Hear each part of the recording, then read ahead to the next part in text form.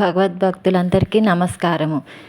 Chandrika Mallampalli devotional ఛానల్కి స్వాగతం. ఈరోజు నేను ఒక టాపిక్ తోటి మీ ముందుకు వచ్చానండి. భస్మధారణ లేక విభూతి ధరిస్తే ఎలాంటి ఫలితాలు కలుగుతాయని మనం ఇప్పుడు తెలుసుకుందాము. ఈ భస్మధారణకి శిరవ్రతం అని పేరు కూడా ఉన్నదండి.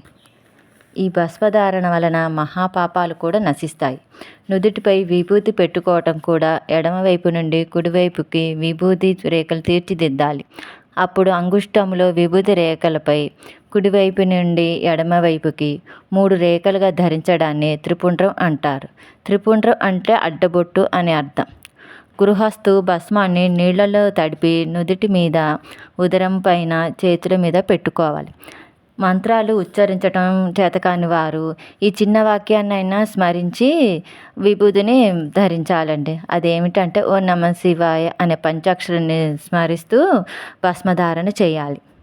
ఈ విభూతి ధారణ చేయటం వలన సకల అశుభాలు తొలగి పవిత్రత చేకూరుతుంది. మనలోని అజ్ఞాన తిమిరాలు అడిగంటి సుజ్ఞాన జ్యోతి వెలుగుతుంది. స్త్రీలు, స్వాములు నీళ్లతో తడిపిన విభూతి కాకుండా పొడి విభూతిని ధరించాలని మన శాస్త్రాలు చెబుతున్నాయి. విభూతి ధరిస్తే సకల శారీరక, మానసిక రోగాలు తొలగిపోతాయి. అంతేకాకుండా పరిపూర్ణ ఐశ్వర్యం సిద్ధిస్తుంది.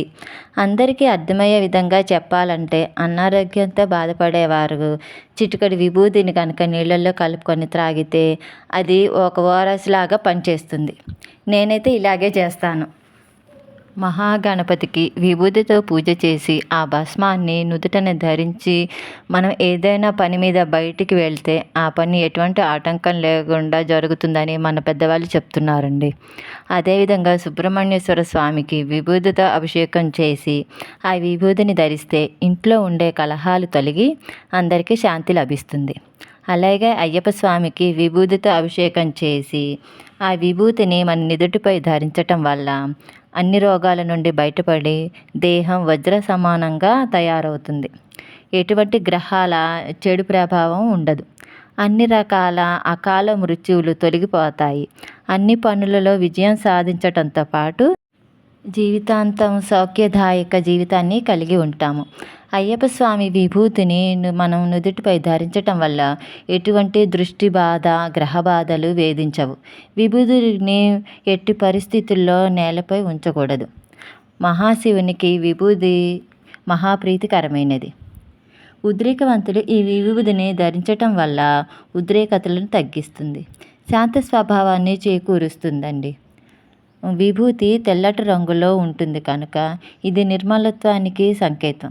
అనారోగ్యంతో బాధపడే వాళ్ళు ఒక చిటికెడు విభూతిని నీళ్ళలో కలిపి తీర్థంలాగా పుచ్చుకుంటే ఆకలి వేస్తుంది. పిల్లలు బయట తిరిగేసి ఇంటికి వచ్చినప్పుడు వాళ్ళు స్నానం చేసే నీళ్ళల్లో కూడా నేను విభూతి వేసి స్నానం చేయిస్తానండి.